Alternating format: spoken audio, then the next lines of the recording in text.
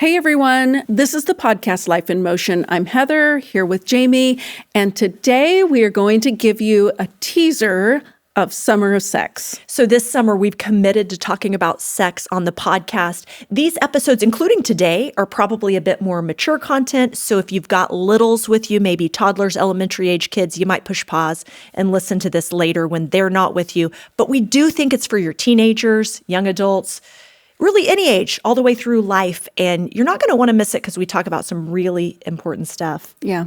Today we're going to talk about what was the foundation of knowing ourselves as sexual beings. And I don't think this is something we really think about a lot, Right. but it is foundational to how we interact with our spouses and others in sexual relationships. Our guess is that you're going to listen and have questions. And so we want to tell you in the show notes, there's a survey and it is anonymous. We're open to surfacing any questions that you may have to just get the conversation started. We're certainly not experts, but we do care about you and care about your questions. So fill out that service anonymously. Any questions you have, you don't have to leave them off the table. We're going to take a look at them and see what we can do to surface those. So let's get started.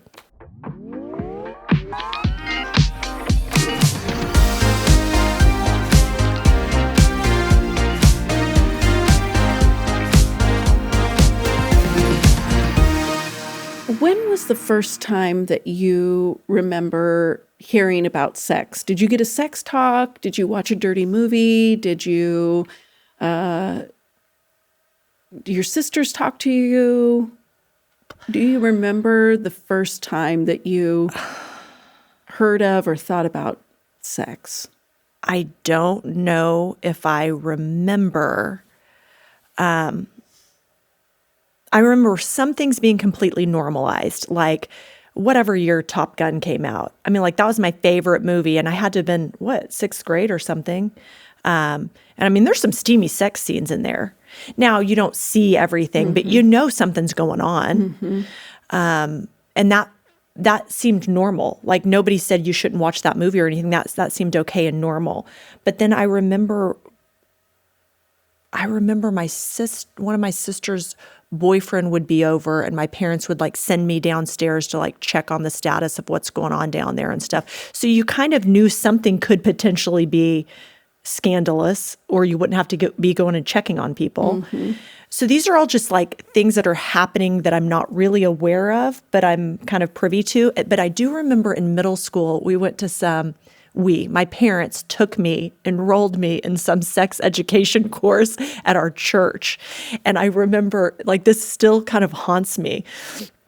I remember that there was like a Pictionary portion of it with like anatomy. I can picture my dad yelling the word penis because that's what was drawn and he knew what it was. Like it was like a game or whatever. And I just remember being like, oh, I can never look at my dad the same ever again now that I've heard him yell penis. So that still didn't actually answer your question, but it seemed like sex was something that was shrouded in shame that you weren't supposed to it's very mysterious. do or talk about. Yeah. And what about you? I remember when I don't remember how old we were, but my sister and I, our birthdays are very close together. We're just a couple of days apart. She's 2 years older and 3 days. So we always had a shared birthday party. And one day we were like talking to my mom about, we want to do this for our birthday. And she goes, well, come sit down with me. And before we know what's happening, she's pulling out a book. Oh, no.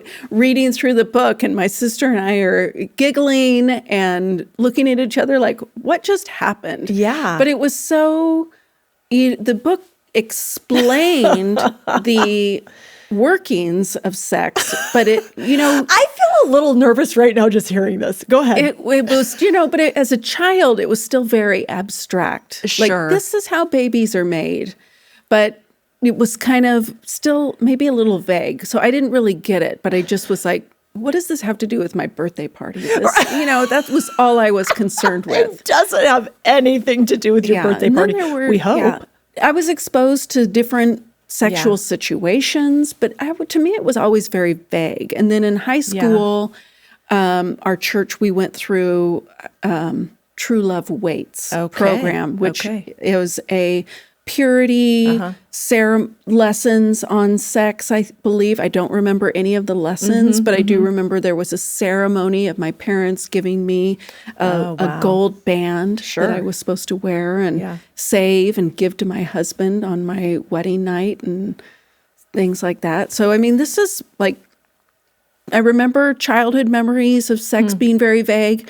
And then growing up, my parents had a dysfunctional marriage, and I just knew, I don't know how I knew, but I knew they never really had sex. Like it wasn't part of, how do kids know these things? I don't know, but they knew, I knew my parents did not really have any kind of sexual relationship.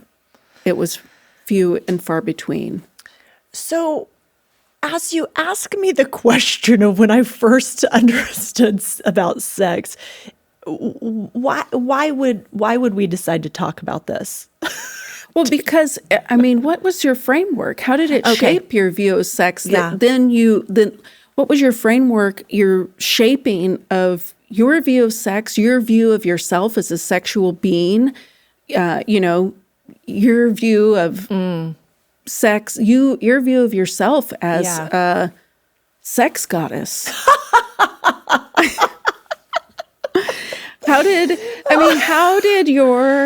all of your leading up days shape you into the woman, the sexual partner that you are today with your view and your framework of sex? Well, hopefully I'm still being formed into who God would want me to be, because I don't think I'm free from sexual trauma from my past. And I think that negatively affects my marriage.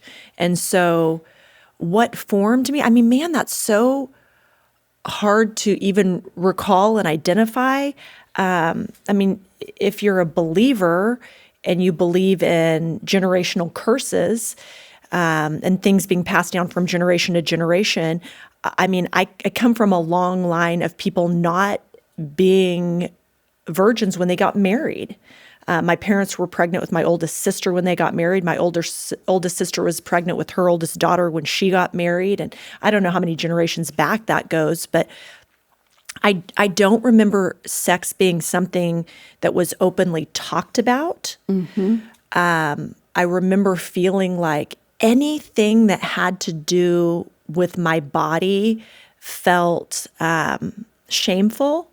Like I remember starting my period and trying to handle it all completely on my own. I didn't want to tell my mom or my sisters or anything. And I remember, I think I may have said this on the podcast before, but I remember I told friends for a couple of years that I was allergic to tampons. And maybe people are allergic to cotton. I don't know. Is it cotton? Anyway, but I didn't know how to properly insert a tampon. And so therefore it was painful. And I wrote it off as an allergy because I wouldn't ask anyone for help or advice. It was shameful to me. I was never going to be an immodest dresser because I wasn't really proud of my body. And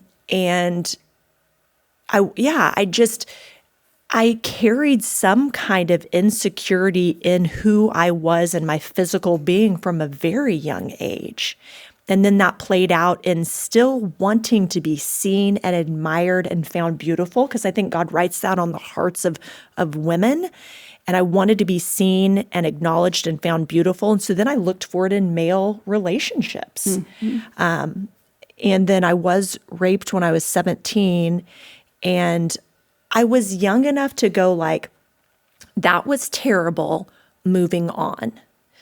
And not knowing that at some point it's going to come back up. You're going to need to deal with it. Yeah. Like the trauma that's written on your heart where, like that book, Your Body Keeps the Score, it's going to come back up. I didn't know that or believe that to be true.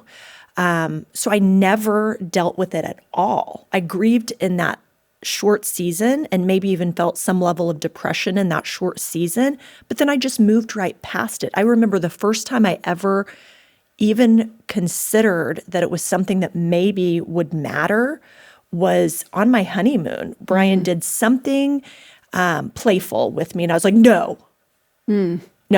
Yeah.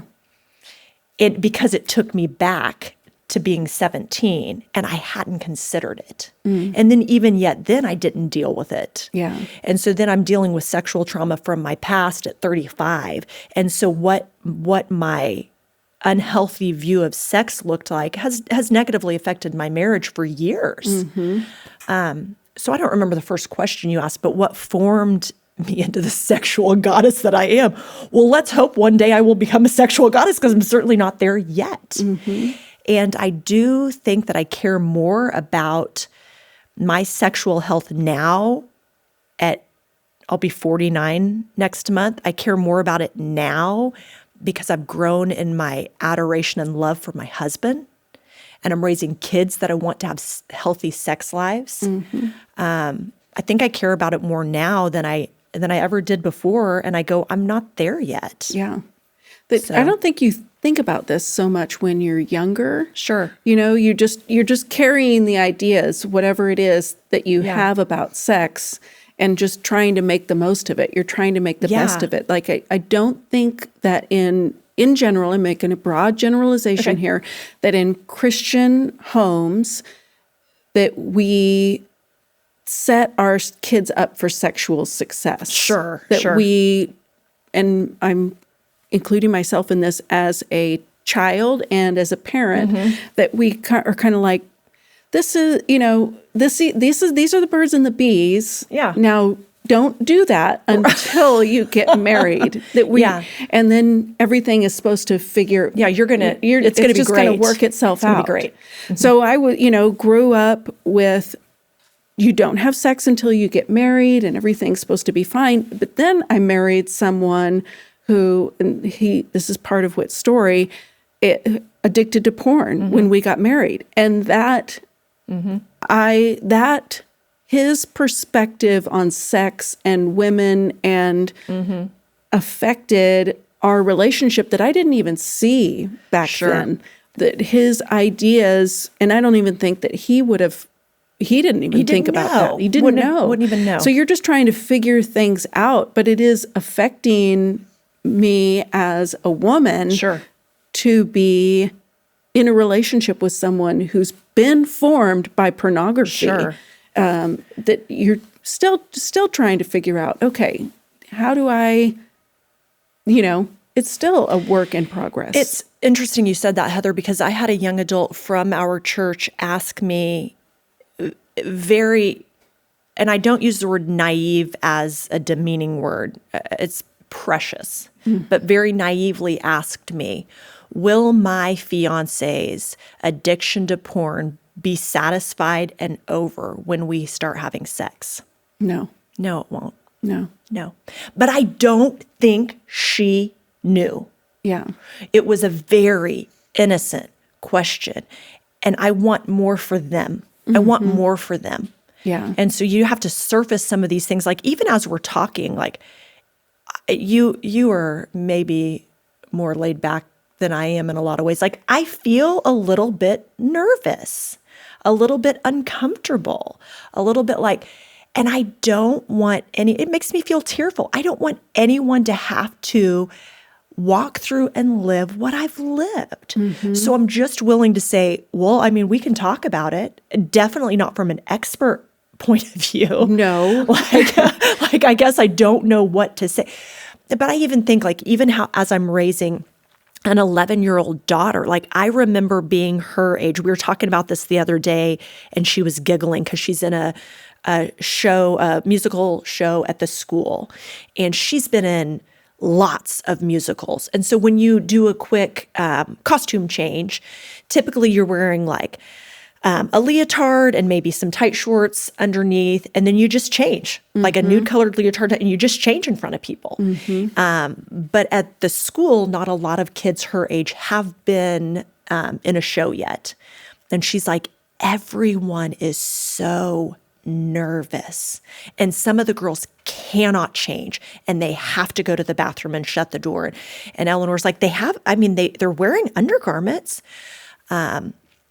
And I just think, I was that girl. Don't look at me. I'm ashamed. I don't want you to see. And I think I'm still that 49-year-old woman. You just think of all of these messages that we get. And, for these little girls that are 10, 11, 12, and even my daughter's in the same show. Yeah. And this is her first time to be in a show. Sure. And she's pretty comfortable in her own skin. Yeah. But there's there's these messages that we are receiving, like modesty. Yeah. Like, it's important to be modest. Sure. And to carry yourself in a godly way. But at the same time, you have been beautifully and wonderfully made. So, your body, as you grow and develop, is turning into a beautiful thing. Yeah. And so how do you love and accept your body, Right. and also without it becoming sexualized, Right. but appreciate the beauty of it? Yeah. And then one day you're going to turn the page and you will need to accept and love the sexual part of your body. Right. No surprise, we're not for everybody. Yeah. But we are coming at this conversation from a Christian and biblical worldview. Yes. So I think some of those answers, and what grieves my heart is we have a generation of biblically illiterate Christians raising kids, and they intuitively know that modesty matters, but they don't scripturally know what the word actually says. And I think until you can wrestle down some of these things, what does God say about how he made us, what we're called to, I think it will inform how you dress, how you carry yourself, how you build worth, and who you are in Christ. I think sometimes I hear this when youth ministries talk about sex, and they'll have, and our church does the same. Kids can anonymously submit any question they want. And without a doubt, somebody every single time will say, how far is too far sexually? Yeah. And that's a valid question, but it's like, but that's not actually the right question, because the right question is, who does God say you are? What does God say the parameters are? What is God? And the more you know him, the more some of these things are defined for you. And you don't have to be trying to figure it all out on your own. I mean, the God of the Bible actually has a lot to say about sex. And I don't think the average Christian even knows that. Right. And they don't know. Yeah. There's Christians that have not read Song of Solomon, that they are like, it's a shocking read. It really is a shocking read. And some of the old language is a shocking read, because what does it call a woman's breasts? It's something like an two fawns. And I'm just like, I don't know that that's how I'd like my spouse to refer to me, but okay. But you just... Two fawns bouncing across the meadow. Right. But God cares deeply. It's the act of sex, which we've said on the podcast before, the reason that it's reserved for marriage is because it's a representation of your oneness with the Lord. Like your oneness as a couple is a representation of your oneness of the Lord, and your relationship with the Lord. Yes. We could get really graphic here. How about PG graphic? Say what you're trying to say in a PG. Well, it's the indwelling. Yes. It is the indwelling, to becoming it is coming one. I can quit using hand motions. Let's have this whole conversation in sign language. I'm just going to sit on my hands because I'm a pretty handsy. This is the thing. This is the tension. The tension is... I just said I was handsy, and I didn't actually mean that, but Quinn started laughing. So anyway, carry on. As Christians, this is a tension that we hold, is we are sexual beings. Yeah.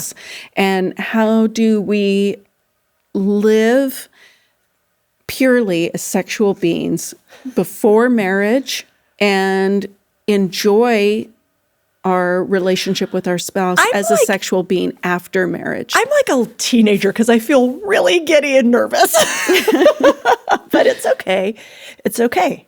Yeah. I think part of the reason that we're willing to have this discussion or excited to have this discussion, I don't know, is because a couple of months ago, when we spoke at our church for Galentine's and we did a survey on friendship, mind you, and left some write in your own questions.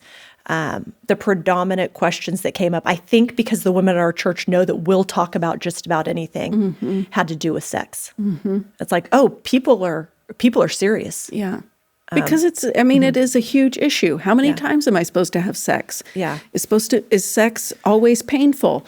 Is sex a chore? Is it for a man's satisfaction only? No, but it's a question that comes up because of how historically it's been talked about. Yeah. What's okay inside of a marriage relationship? Oh my gosh, you told me one time you heard a podcast about what was okay. And I guess I'm kind of a prude, so I'm gonna work on that as well. But you said that you heard on this podcast, Christian podcast, that there's only 3 things unacceptable, and it was pornography being involved or played out. It can only be you and your spouse, you and one person, and no pets or something. And I was like, what is happening? What's happening right now?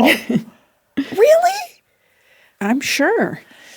So we need to get to work on just bringing up the conversation, not as sexperts, but certainly not as sexperts.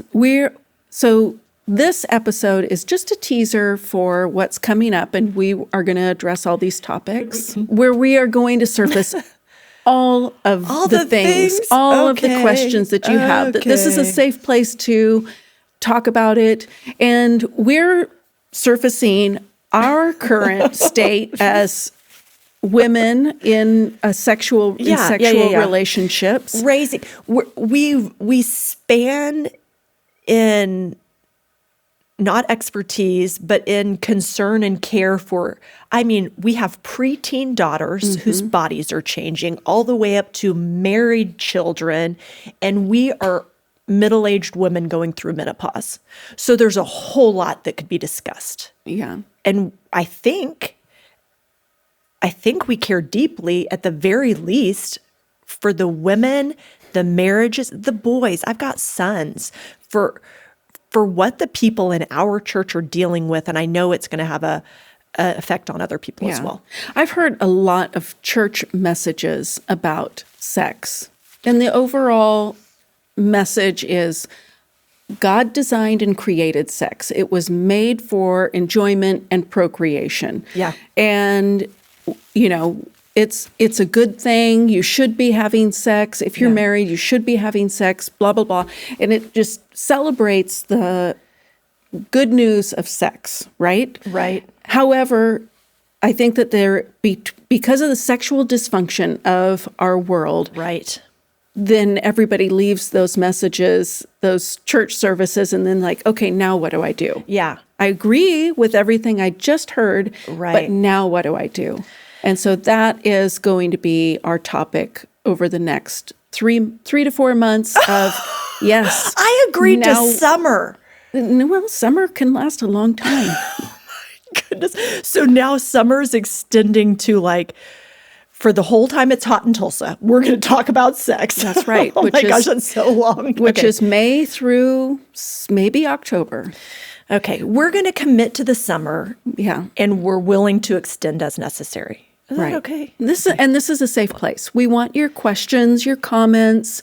I think we need to, and we can drop this in the show notes. We can send it out to our church ladies if we want, but I think we need to send out an anonymous, and I'm saying anonymous, survey where you can write in real questions that we will not know who you are. We're not going to track you down for clarification or anything else. But there's some real sexual dysfunction and hurt. Whether you are, I think our podcast probably is more for 16 and up, but whether you are young and have already had sex and now you're saying, now what? You haven't had sex and you have body image issues and you're not sure why. You're married and it isn't as enjoyable as you thought it would be. You're older and your body's changing yet again. And now what? Different libido, different this, different. I mean, like, because of my sexual trauma, I think because of that, I feel like I have a lower libido. Well, I'm also on an antidepressant and that's a side effect. I feel like what a cruel trick of the enemy for my husband. Mm-hmm. But we can... and for you. Oh, sure. And that's for you. True. Let's Fair. not dismiss Fair. your need for sexual satisfaction and pleasure. Thank you. Except for, I don't know if I agree yet. We're going to fix that. We're going to fix it. I mean, we're going to be committed and we're going to fix it. But I don't even know what I was saying because I keep getting caught off on my own dysfunction. But I just think that we're willing to take real questions and maybe or maybe not have the answers. We're committed over the next couple of months to talking to experts. We are not the experts. We but are not. We are committed to the conversation. We're committed to the conversation. We actually have planned a lunch soon with some local experts on sex trauma, on menopause. We're going to do some research. We're never going to tell you we know the answers because we're not experts, but we're going to figure out what are the common questions and we're willing to bring them to the surface, drop some resources and show notes, and get the conversation started. And just because it wasn't our generation where women dealt with pornography, it is the current generation, and we're committed to you. We're committed to helping you through this. It's not just our young men's struggle anymore, it's everybody's. Mm-hmm. And we're gonna do our part to help. I think in the church, I read a lot of worldly books. And the women in the worldly books, they talk about sex with openly. Their friends. Mm-hmm. And they're bringing up issues that they might be having with sex. Yeah. Whether they're just not interested or whatever it might be, they talk about these issues. And I think that that's one area that the church doesn't always know how to navigate, sure. or Christian couples don't know how to navigate, where they feel like their sexual relationship is private, mm-hmm. and it is, mm-hmm, mm-hmm. but at the same time, how do you ask for help if you feel like things aren't normal or the way that you thought that they would be? Where can you ask these questions and get help? That's the conversation we're going to be having. You can anonymously ask us. Yes. That's what we'll have you say. You can anonymously ask us. And we'll surface the conversations and we'll get the conversation started. Because I do, and you didn't say anything differently than this, I do believe in the holiness and the sanctity of your marriage bed. But we can't go on with dysfunction without asking for help. We've mm-hmm. got to get some help. So be brave and send us, and being brave, I'm not saying tell us who you are, you don't have to. But surface what we should be talking about and we'll bring it to light.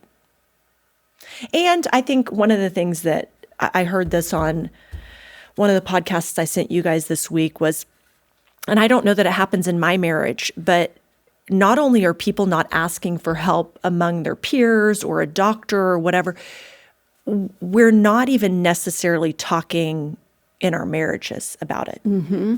We're not saying what do you like? What do I like? Where do we come into agreement on this?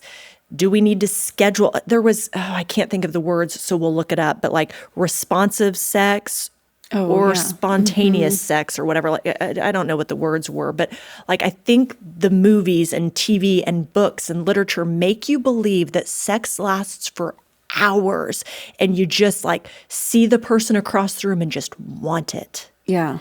And it's always just like wild and steamy and exciting and I think sometimes you've got chores and you've got kids and you had a long day at work and you desire to be intimate with your spouse more often than you are, but it may require scheduling it and it may require a whole host of practical steps that no one ever told you. I mean, we've started doing this research, so I've been reading things going like, oh, that is so helpful. awful. And maybe it's common knowledge, but not to me at 49. And I go, I think this could improve my marriage.